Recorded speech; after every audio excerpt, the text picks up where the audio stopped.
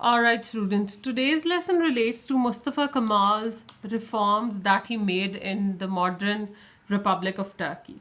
Now, before we start off with the list of reforms, you need to understand a few words. We have a key term over here which is reform. Now, what exactly was the word reform mean?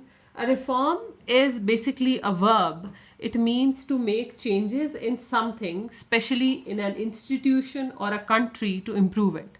Now, the example of a reform might be your changed lunch times and your routines that have changed since you're staying at home. Your mother has made reforms in your daily timetable.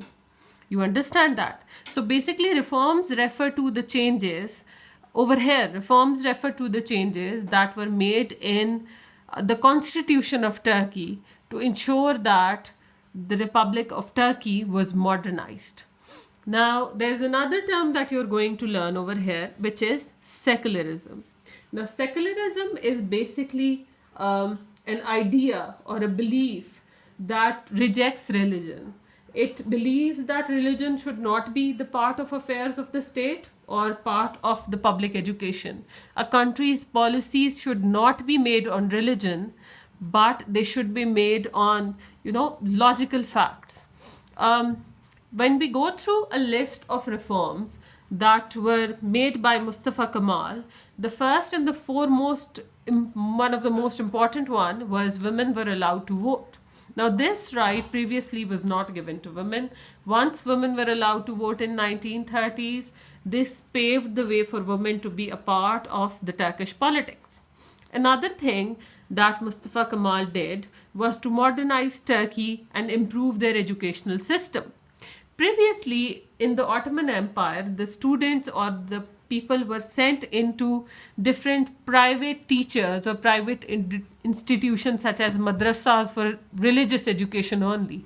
And then people used to travel to different ataliqs, different private teachers who would teach them different trades. What Mustafa Kemal did was that he adopted the American schooling system for education. And for this, he not only became a teacher himself, but he built different universities as well. This provided the Turks to have an opportunity for a uniform schooling system and a uniform course for everyone to be taught. Promoted secularism, we have already discussed that.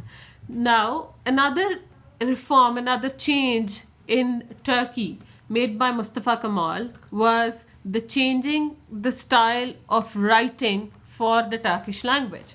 That is the Latin alphabet instead of the Arabic style previously the Ottomans used. Hatla was introduced, in which people had to wear Western styled hats instead of the fez, which are the red. This is the shape, the red Turkish cylindrical hats like this.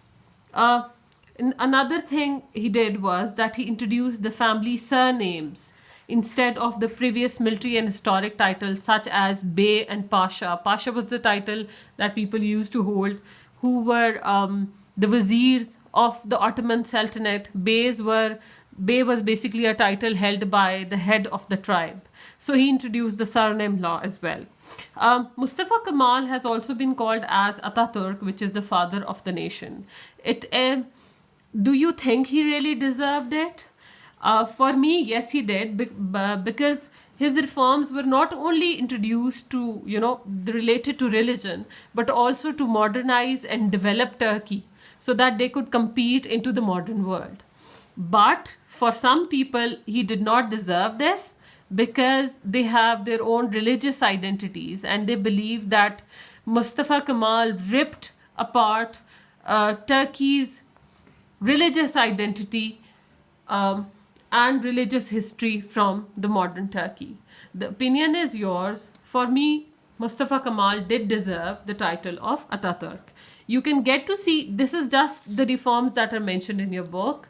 I've given you a video. You can go through the link and get to know other reforms that were also part of Mustafa Kemal's campaign throughout Turkey. That's it. Thank you.